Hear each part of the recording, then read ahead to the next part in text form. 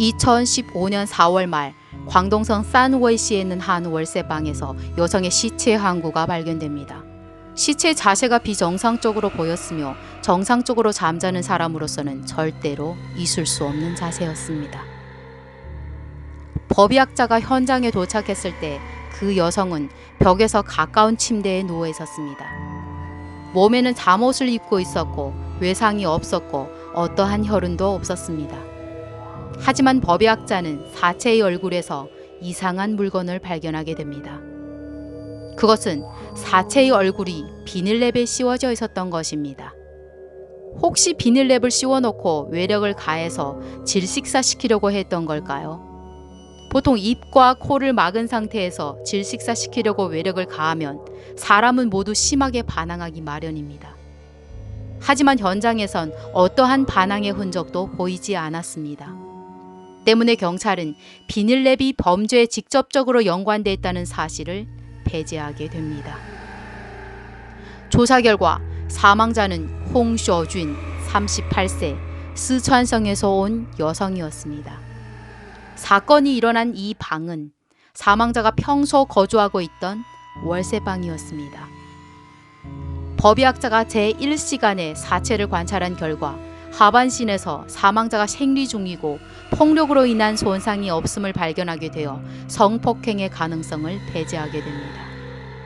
또한 경찰은 조사 중에서 사망자가 평소 교제 관계가 복잡하여 주변에 남성과 여성 친구들이 많았다는 것을 알아내게 됩니다. 법의학자는 사체의 사망 추정 시간을 대략 30여 시간 전후로 2015년 4월 27일 야간부터 28일 새벽 사이일 것으로 추정하게 됩니다. 사망자의 방안 시설은 지극히 간단했으나 경찰은 현장에서 거의 모든 서랍이나 옷장이 누군가에 의해 뒤집혀진 흔적을 볼 수 있었고 방 안에서 사망자의 핸드폰, 지갑, 귀금속 등은 모두 사라졌음을 발견하게 되었습니다. 따라서 경찰은 이것은 한 건의 재물을 노린 살인사건이 아닐까라는 의심을 합니다. 또한 방 안에서 남성의 생활용품으로 보이는 슬리퍼 한 쌍과 재털이 등을 발견합니다.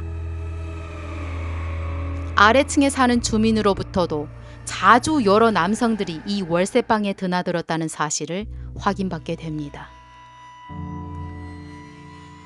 연구기술원으로부터 사체의 얼굴을 덮고 있던 비닐랩에서 반 개의 희미한 지문을 얻었고 사망자의 지문과 비교한 결과 사망자의 것이 아님을 확인할 수 있었으며 이는 해당 건이 살인사건임을 한층 더 증명해 줄 수 있었습니다. 하지만 안타깝게도 지문이 매우 희미한 데다가 완전하게 채취된 것이 아니라 범인을 잡는 증거물로는 채택되지 못했습니다. 또 경찰은 화장대에서 가까운 바닥에서 2개의 희미한 신발 자국을 발견하게 됩니다. 하지만 이 2개의 신발 자국을 가지고서는 범인이 1명인지 2명인지도 알 수 없었고 어떻게 방에 침입했는지는 더더욱 알 수가 없었습니다. 출입문과 창문은 꼭 잠겨 있었고 문을 파손하여 침입한 흔적이 보이지 않았으며 더군다나 사망자의 방은 3층에 있어 외벽을 타고 침입할 수 있는 가능성이 거의 없었고 출입문도 파손된 흔적이 없는 것을 미루어 볼 때 용의자는 정상적인 방법으로 이 방에 들어온 것을 알 수 있었습니다. 사건이 일어난 월세방이 위치한 지역은 월세가 저렴하여 보통 타지에서 돈 벌러 온 사람들이 대거 거주하는 곳으로 여러 가지 다양한 직업을 가진 사람들이 모여 살았습니다. 사망한 여성 홍쇼준과 같이 유흥업소에 종사하는 자매들도 다 이곳에 거주하고 있었습니다. 사건의 최초 신고자는 바로 집주인이었습니다. 그는 사망한 여성의 지인들이 이상한 점을 발견하고 자기에게 연락해와 사건 현장을 발견하게 되었다고 했습니다. 잠옷을 입은 채로 누군가에게 문을 열어줄 정도면 두 사람의 관계가 보통 관계는 아닐 것이라고 경찰은 판단했습니다. 사망자는 소리 지르거나 반항한 흔적이 없는 것을 볼 때 사건은 순식간에 일어났음을 알게 됩니다. 방에 침입한 남자는 과연 누구일까요? 부검을 통해 사망자의 아래 턱과 목 부위 근육에서 출혈의 흔적을 발견하였고 이로부터 목 부위가 사전에 폭력을 받았음을 알 수 있었습니다. 또한 소변에서 마약 성분을 검출해냈습니다. 이로부터 사망 여성은 마약 흡입자임을 알 수 있었습니다. 홍쇼준, 그의 죽음이 혹시 마약과 연관되지는 않았을까요? 그의 방에서 발견된 남성의 생활용품은 또 누구의 것일까요? 이런 일련의 문제들이 산웨이 경찰들이 머릿속에서 의문으로 맴돌았습니다. 이날 산웨이 경찰들은 사복 차림을 하고 홍쇼준이 살해당하기 전에 근무하던 유흥업소에 잠입수사를 벌이러 갑니다. 거기서 경찰들은 홍쇼준이 평소에 친하게 지내던 동료로부터 홍쇼준이 신변에 대한 자세한 이야기를 들을 수 있었습니다. 동료의 말에 의하면 사망자 홍쇼준은 매우 쾌활한 성격으로 20년 전에 스촨성에서 여기 산웨이시로 돈 벌러 왔고 유흥업소에서 일하는 등 평소에 돈에 대한 집착이 강한 사람이라고 했습니다. 그와 접촉하는 사람들 중에는 사업가들도 있고 무직업자, 마약 흡입자 등 인간관계가 매우 복잡하다고도 덧붙였습니다. 이번 사건이 사망자와 아는 사람이 저지른 짓이라고 판단했던 경찰은 그의 주변 인물로부터 집중적으로 조사하게 되었고 사망자의 동료로부터 사망자가 최근에 사귄 지 한 달 정도 되는 남자친구가 있는데 본인도 한 번밖에 못 봤다고 했습니다. 그가 바로 장해라는 남성이었습니다. 장해라는 이름을 들은 경찰은 깜짝 놀랐습니다. 왜냐하면 장해라는 남성은 마약 흡입자로서 2년 전에 경찰에 의해 체포된 이력이 있는 사람이었기 때문입니다. 흡입자가 흡입 후 일어나는 환각에 의해 그것이 살인사건으로 이어질 가능성도 배제할 수 없었습니다. 그렇다면 그날 장해는 홍쇼준의 월세방에 갔던 걸까요? 경찰은 즉시 조사에 들어갔고 장해가 사건 사고가 일어날 당시 심천에 있었다는 알리바이가 있어 심천으로 조사하러 가려는 이때 사망자 홍쇼준의 절친이 경찰서에 와서 27일 저녁 8시쯤 자신의 집에서 마작을 놀던 홍쇼준이 전화 한 통을 받고 자리를 떴다고 했습니다. 하지만 누가 건 전화인지는 본인도 모른다고 했습니다. 전화를 걸어온 사람이 혹시 남자친구 장해가 아니었을까요?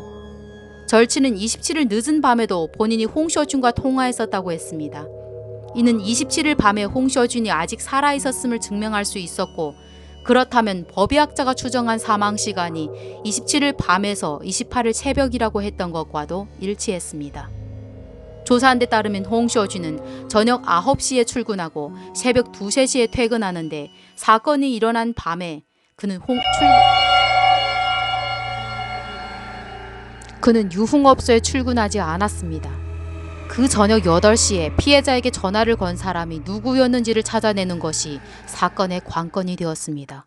경찰은 사건 당일날 밤 피해자의 통화 기록을 조사한 결과 사건 당일 19시에서 다음날 새벽 3시 사이에 피해자에게 걸려온 전화가 무려 10통 이상이었고 서로 다른 사람으로부터 걸려온 번호로 확인되었습니다. 그 중에서 경찰은 가장 의심이 가는 전화번호 2개를 발견하게 됩니다.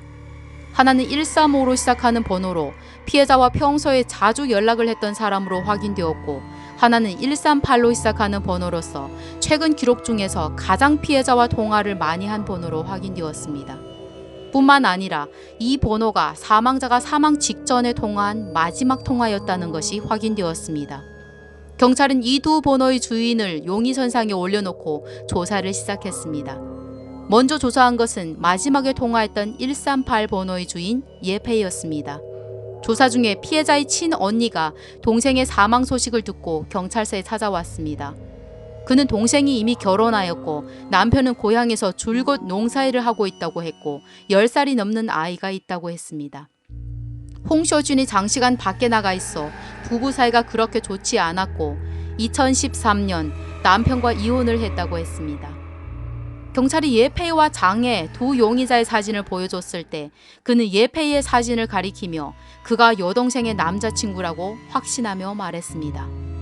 알고 보니 예페이와 홍쇼준은 동거한 지 2년이 되었고 결혼을 전제로 만나는 사이였습니다.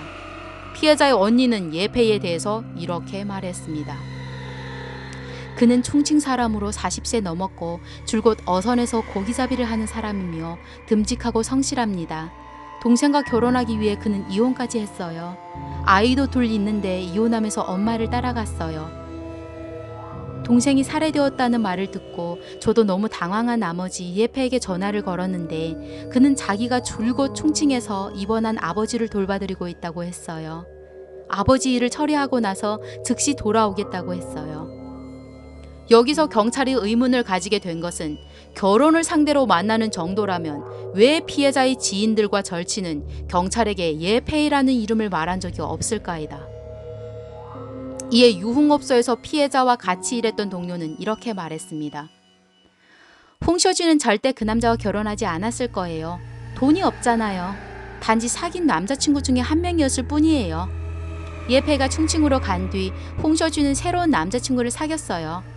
가장 중요한 원인은 예페이가 돈이 나올 곳이 없었기 때문이죠.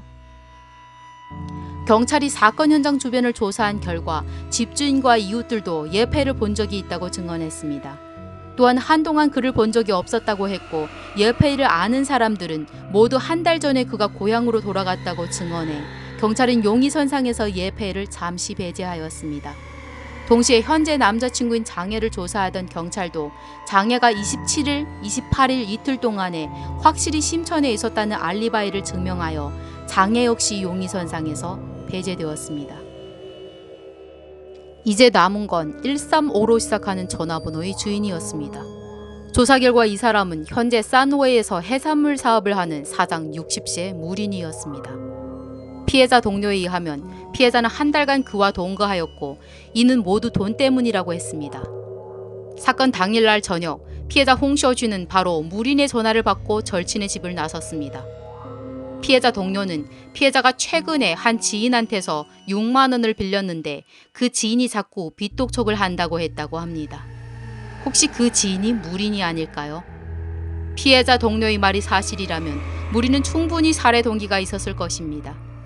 바로 이때 경찰은 피해자 집 근처에서 CCTV를 발견하게 됩니다. 거기에서 피해자로 보이는 여성과 한 남성이 찍힌 희미한 영상을 발견하게 되었습니다. 피해자는 사건 당일 20시 30분에 돌아와서 다시 내려와 한 남성을 데리고 올라갑니다. 하지만 CCTV에 찍힌 영상이 희미하여 그 남성이 도대체 누군지 알 수가 없었습니다. 이때 기술팀에서 좋은 소식을 전해왔습니다. 현장에서 발견된 신발 자국에서 단서를 잡았다는 소식이었습니다. 그것은 바로 현장에서 발견된 신발 자국과 용의자 무린의 신발 자국이 매우 흡사하다는 것이었습니다. 이로부터 용의자가 사건 현장에 나타났다는 것을 증명할 수 있었습니다. 경찰은 용의자 무린을 경찰서에 즉시 연행하였고 사건 당일 어디에 있었냐는 경찰의 질문에 무린은 땀을 많이 흘렸고 손을 떠는 등 몹시 긴장한 모습을 보였습니다. 경찰의 강력한 질문에 그는 끝내 입을 열었습니다. 그날 방에 들어가자마자 무린은 피해자에게 성관계를 요구하였고 이에 피해자는 생리 중이라는 이유로 거절했다고 합니다. 경찰이 이제 곧 진실이 드러날 것 같다고 생각하던 찰나 사건은 다시 미궁에 빠져듭니다. 왜냐하면 무린이 본인은 피해자의 방에 간 것은 맞으나 죽이지는 않았다고 했기 때문입니다. 그는 피해자의 방에서 사건 당일 저녁 9시까지 있다가 집에 돌아가서 잤다고 했습니다. 또한 본인이 귀가 후 한 거래처 사람과 통화했고 그 후로 줄곧 집에 있었다고 했습니다. 본인이 처음에 피해자의 집에 간 적이 없다고 한 것은 피해자와의 부적절한 관계를 가족에게 들키고 싶지 않아서라고 했습니다. 경찰의 조사 결과 무린의 이런 진술은 사실로 확인되었고 사건 당일날 저녁 9시 이후의 행적도 알리바이가 확실해 무린 또한 용의선상에서 배제되었습니다. 경찰에서 지목한 3명의 용의자는 모두 사건 당일 알리바이가 증명돼 수사는 점점 미궁 속으로 빠져들어갑니다. 하루빨리 범인을 잡기 위해 산호의 경찰은 수사 범위를 확대합니다. 피해자 홍쇼준 집 주변의 CCTV를 전부 조사하기 시작하였고 피해자의 집에서 200m 떨어진 한 CCTV 영상에서 경찰은 의심되는 한 사람의 모습을 발견하게 됩니다. 나타난 시각은 새벽 2시쯤, 영상은 매우 희미하여 알아보기 힘들 정도였습니다. 잠깐 서 있다가 담배 한 대를 피는 모습이 포착되었습니다. 담배를 다 핀 시각이 바로 새벽 2시였습니다. 그리고 나서 자리를 떴습니다. 새벽 시간대라 밖이 매우 어두운 데다가 영상이 희미하여 사람의 모습은 보였으나 얼굴을 확인할 수 없었습니다. 경찰은 또 다른 CCTV를 확인하였으나 홍쇼준의 모습은 발견하지 못했습니다. 그렇다면 앞에서 확인한 CCTV에 찍힌 희미한 영상은 이 사건과 연관이 있는 것일까요? 아니면 경찰의 수사가 빈틈이 있었던 걸까요? 용의자가 새벽에 범죄를 저질렀기 때문에 사건 지역을 중심으로 점차 주변으로 확대하는 방법으로 경찰은 수사를 이어나갔습니다. 사건 주변의 새벽 시간대의 CCTV를 조사하는 방법으로 용의자를 추적하고자 하였습니다. 앞전에 새벽 2시에 CCTV에 찍힌 사람의 모습도 조사를 이어갈 예정이었습니다. 사건 주변의 숙박업소, 사우나, PC방 등 모든 공공장소를 찾아가 28일 새벽 전후에 해당 공공장소에 드나든 사람들을 조사하기 시작하였습니다. 사건 발생 5일째 되는 날, 경찰은 매우 중요한 단서를 찾게 됩니다. 사건 발생 전날 점심, 한 숙박업소의 한 남성이 추측한 기록을 찾아낸 경찰은 깜짝 놀랍니다. 그가 바로 주변 모두가 충칭해 있을 거라고 생각했던 예페이였습니다. 만약 예페이가 여자친구인 피해자를 만나러 산웨이에 온 거라면 왜 여자친구의 집에 가지 않았을까? 예페이는 사건 발생 직후에 산웨이에 돌아왔고 혼자 숙박업소에 머물렀고 누구한테도 알리지 않았습니다. 분명 그가 산웨이로 돌아온 목적이 있었을 것입니다. 예페이의 혐의가 급상승하는 시점이었습니다. 예페이가 사건 발생 당일 새벽 2시에 밖으로 나갔고 10분 뒤에 돌아왔다. 4시에 다시 외출한 사실이 숙박업소 CCTV에서 확인되었습니다. 하지만 이번에는 새벽 5시 넘어서야 숙박업소로 돌아왔고 아침 7시 그는 숙박업소를 떠났습니다. 예페이가 숙박업소 CCTV에 찍힌 새벽 시간대에 활동한 이 경로는 앞전에 경찰이 피해자 주변 CCTV에서 본 그 영상 속의 시간과 맞아떨어집니다. 다른 CCTV로 예페이의 동시간대 행적을 추적한 결과 경찰은 그가 피해자 집 방향으로 간 것을 확인할 수 있었고 당시 옷차림도 피해자 주변 CCTV 속의 남성의 옷차림과 일치하다는 것을 확인하였습니다. 경찰은 즉시 예페이를 이번 살인사건의 가장 유력한 용의자로 지목하고 수배에 들어갔습니다. 조사 결과 용의자 예페이는 28일 아침 충칭으로 가는 고속버스를 타고 사건 발생지인 산웨이시를 떠난 것으로 확인되었습니다. 이에 경찰은 즉시 충칭으로 향했고 도박 중인 예페이를 체포하였습니다. 그는 어떤 반항도 하지 않았고 경찰이 산웨이에서 왔다고 밝혔을 때도 덤덤한 표정으로 고개만 끄덕였습니다. 사건 발생 6일 만에 용의자 예페이는 체포되었습니다. 그는 조사에서 범행 일체를 자백하였습니다. 이렇게 되어 해당 살인사건은 사건 발생 6일 만에 산웨이시 경찰에 의해 해결되었습니다. 하지만 경찰은 왜 예페이가 자기 여자친구를 살해해야 했고 또 살해 직후 왜 비닐랩을 그의 얼굴에 씌웠을까 하는 의문을 떨치기 어려웠습니다. 2013년 이혼을 한 예페이는 비슷한 처지의 피해자와 만나 급격히 가까운 사이로 발전했고 예페이는 일에서 벌어온 돈의 전부를 피해자에게 맡겼습니다. 뿐만 아니라 피해자의 유혹으로 마약을 하기 시작했습니다. 경찰서에서 그는 이렇게 진술했습니다. 그녀를 만나고 나서 저는 그녀가 마약 흡입자라는 것을 알게 됐어요. 그때 저는 그녀에게 왜 마약을 하냐고 물었어요. 그러자 그녀는 마약이 중독되지 않을 거라고 했죠. 하지만 마약에 중독된 예페이는 도박에 빠지기 시작했고 더 이상 돈을 벌려고 하지 않았습니다. 시간이 흐르자 그가 벌어놓은 돈은 두 사람에 의해 모두 당진되었고 예페이가 더 이상 돈이 없다는 것을 알게 된 후 피해자의 태도가 180도 달라지기 시작했습니다. 이에 예페이의 마음은 극도로 억압되었고 그런 그는 충칭에 돌아가 아이를 만나던 중 아내와 크게 다퉈 아예 이혼까지 해버렸습니다. 그는 집과 차를 전부 다 판 후 그 돈을 또 피해자 홍쇼준에게 가져다 줬습니다. 이때 홍쇼준은 그를 데리고 고향인 스촨에 가서 가족에게 그를 소개했습니다. 예페이는 두 사람이 곧 결혼할 거라고 생각했습니다. 그때가 가장 행복했다고 그는 말합니다. 이번에 아버지가 병원에 입원했을 때 충칭으로 간 예페이가 피해자에게 여러 번 전화를 했으나 그의 무덤덤한 태도에 예페이는 피해자가 마음이 변했음을 눈치챘고 심지어 그녀는 그에게 이별 통보를 하였습니다. 예페이는 마음속의 분노를 억제할 수가 없었습니다. 그는 고속버스를 타고 산웨이로 돌아와 두 사람의 관계를 회복하려고 했습니다. 하지만 피해자 홍쇼준은 헤어지자는 마음을 굳힌 듯 했고 사건 발생 당일 새벽 2시쯤 예페는 다시 한번 피해자에게 전화를 해 만나자고 했으나 역시 홍쇼준에 의해 거절당하게 됩니다. 피해자 집에 불이 켜져 있는 것을 확인한 예페이는 혹시라도 그네의 집에 다른 사람이 있을까봐 들어가지 않았습니다. 여자친구의 갑작스러운 변화를 예페는 받아들이기 힘들었고 새벽 2시쯤에 여자친구 집 아래에서 배회하다가 그네의 집에 불이 켜져 있는 것을 확인하고 자리를 떴습니다. 새벽 4시에 다시 피해자의 월세방으로 온 그는 큰 소리로 문을 두들기기 시작했고 그녀는 누가 들을까봐 그에게 문을 열어줄 수밖에 없었습니다. 그녀는 그에게 이 지역에서 너가 나에게 무슨 짓도 못한다는 협박 한마디를 내뱉었고 그 말이 예페를 극도로 분노하게 만들었습니다. 그는 즉시 뛰어가 그네의 목을 조르기 시작했습니다. 왜 살해 후에 비닐랩을 피해자의 얼굴에 씌웠냐고 묻자 그는 자기도 모르겠다고 대답했습니다. 실은 그의 주변 사람들은 이미 그들 사이에 모순이 있음을 알고 있었습니다. 조금만 일찍 달래고 조언을 해줬으면 아마 이번 살인사건은 일어나지 않았을 것입니다.